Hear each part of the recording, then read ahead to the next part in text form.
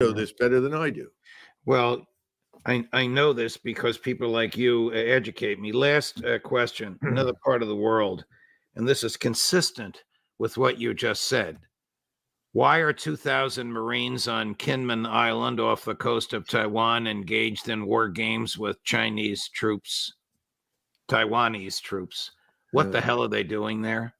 That's a damn good question. Taiwan just suffered a terrible earthquake, by the way. And I think the Taiwanese would benefit from humanitarian aid that we provide, but not from the presence of the U.S. military. We've also put some special operations forces on islands that are just offshore of China, but belong to Taiwan. Again, we seem to be doing everything in our power to provoke the Chinese into taking rash action against us. I don't understand why. It doesn't make any sense to me. But, you know, there are a lot of people in the United States who buy the argument that China represents a great threat.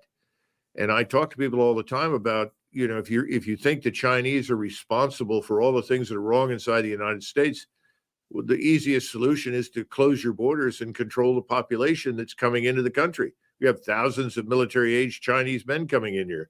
We have Chinese with suitcases full of cash trying to buy up our agricultural sector. Those things we can deal with, and we can stop that quickly. There's no reason to go to war. But again, perhaps this is a distraction. But the more that I see of the behavior of the people in the White House and on the Hill, there is no coherent strategy. So the notion that there's some great conspiracy, there's some end point, doesn't make any sense, because the end point is just disaster. The only thing that we have done since November of 2020 is cultivate the emergence of more groupings and alliances of powers against us. We are as much a pariah now in most ways as Israel is. And this isolation is a catastrophe.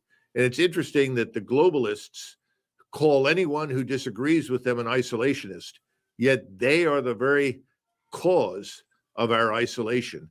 The downturn in our economy, the destruction of the rule of law, our open borders, and our failures in Ukraine, and the fact that no one wants to be in the United States military at this point.